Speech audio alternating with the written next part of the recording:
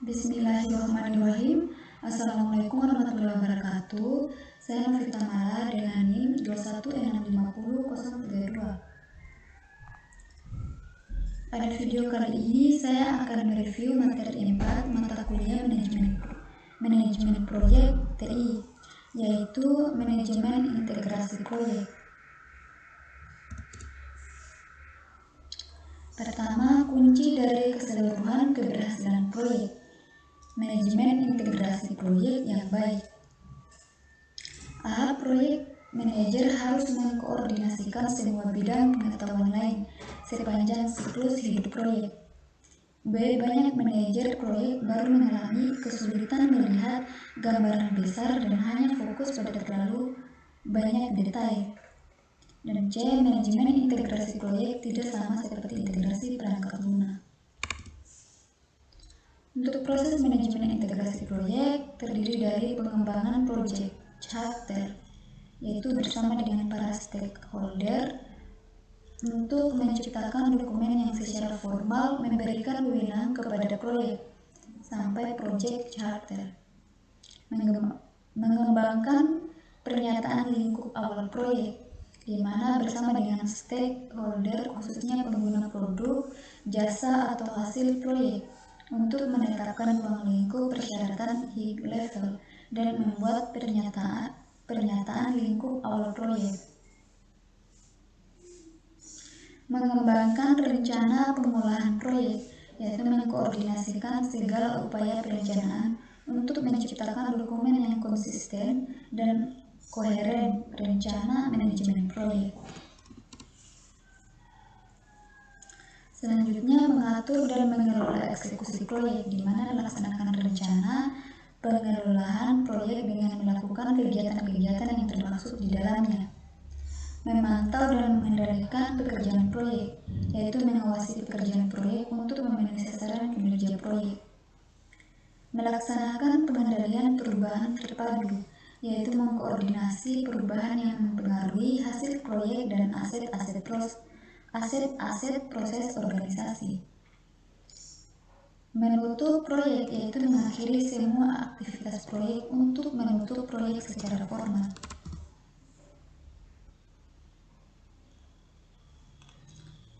Selanjutnya, Project Integration Management Summary.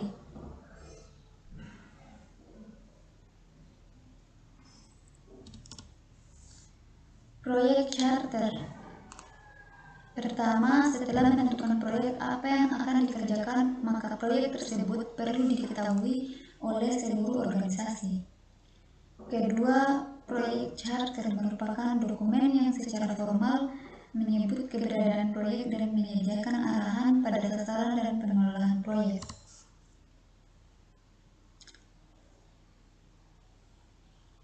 Proyek charter pertama berisi elemen-elemen yang unik yang berlaku pada proyek tersebut. Kedua, nama proyek resmi. Ketiga, manajer proyek. Keempat, tujuan proyek. Kelima, penjelasan asal-usul proyek. Keenam, sponsor proyek. Ketujuh, hasil akhir deliverable dari fase-fase proyek. Kedelapan, strategi global dalam pelaksanaan proyek.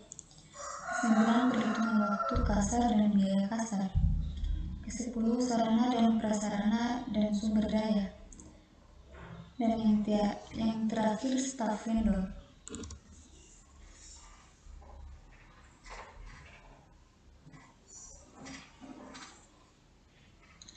Di sini terdapat contoh dari yang saya paparkan tadi. Pertama, nama proyek, misalkan sistem informasi rumah sakit, manajer Esfasari Mkom. Tujuan mengkomputerisasi aktivitas rumah sakit. Asal usul hasil konsorsium kementerian dan Pemda. Sponsor perusahaan obat cacing Berdikta Pharma. Hasil akhir fungsi pendaftaran, rawat inap dan rawat jalan. Strategi melengkapi kebutuhan pengobatan rakyat.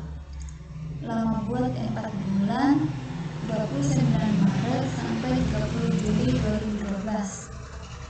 biaya 198.257.250 rupiah. Sumber daya peralatan LAN 15 unit komputer, 12 orang, dan staf atau vendor PT Sendi Pratama. Untuk kegunaan proyek charter, yaitu mendefinisikan proyek secara jelas, mengenali atribut-atribut pada proyek, identifikasi autoritas proyek, peran kerja orang-orang utama yang terlibat, sebagai fondasi yang menopang jalannya proyek.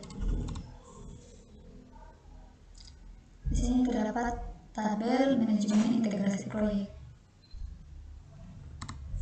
Selanjutnya pernyataan lingkup awal, di mana pernyataan lingkup awal merupakan dokumen yang digunakan untuk mengembangkan dan mengkonfirmasi pemahaman umum dari lingkup proyek. Kedua, ini merupakan alat bantu penting untuk mencegah skop creep, di mana kecenderungan lingkup proyek terus menjadi besar. Rencana manajemen proyek yaitu dokumen yang digunakan untuk mengkoordinasi sebuah dokumen perencanaan proyek dan membantu memandu eksekusi dan pengendalian proyek. Atribut rencana proyek. Pertama, proyek unik. Rencana proyek juga. Rencana haruslah dinamis, fleksibel, diperbarui ketika perubahan terjadi. Elemen umum dari rencana manajemen proyek yaitu pendahuluan, deskripsi bagian proyek diatur, proses-proses manajemen dan teknis yang digunakan dalam proyek, dan pekerjaan yang akan dilakukan, jadwal dan informasi anggaran.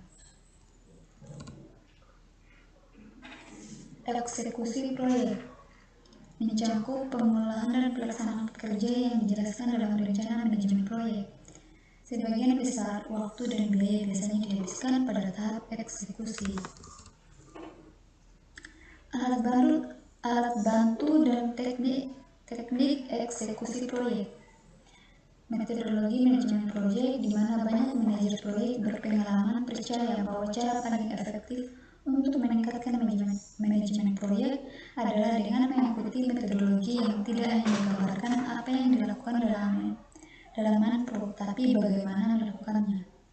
Kedua, sistem informasi manajemen proyek, yaitu ratusan produk, perangkat lunak, pro tersedia di pasaran dan banyak organisasi yang menggunakan sistem manajemen proyek perusahaan yang tangguh yang bisa diakses dari internet. Memantau dan menegakkan perubahan tak terhindarkan pada sebagian besar proyek, sehingga perlu dikembangkan dan diikuti proses untuk memantau dan mengendalikan perubahan. Kedua, memantau pekerjaan proyek mencakup pengumpulan, pengukuran, dan penyebaran informasi kerja. Ketiga, dua keluaran yang penting, yaitu tindakan korektif dan preventif yang dianjurkan. Sistem kendali perubahan, yaitu proses formal yang terdokumentasi yang menggambarkan kapan dan bagaimana dokumen dan pekerjaan proyek resmi dapat diubah. Kedua, menggambarkan siapa yang berwenang untuk membuat perubahan dan bagaimana membuatnya. Penutupan proyek. Untuk menutup proyek, Anda harus mengakhiri semua aktivitas, yaitu keluaran utamanya, yang terdiri dari prosedur penutupan administratif, prosedur penutupan kontrak produk, layanan atau hasil akhir pembaharuan, dan aset proses organisasional. Dalam rangkuman, manajemen integrasi proyek mencakup pengembangan carta proyek, pengembangan pernyataan lingkup awal proyek, pengembangan rencana manajemen proyek, pengaturan penggunaan eksekusi proyek, pemantauan dan pengendalian pekerjaan proyek, pelaksanaan pengendalian perubahan, dan penutupan proyek. Hanya itu saja yang bisa saya paparkan dari review materi 4. Lebih dan kurangnya mohon dimaafkan. Wabillahi taufiq wal hidayah. Wassalamualaikum warahmatullahi wabarakatuh.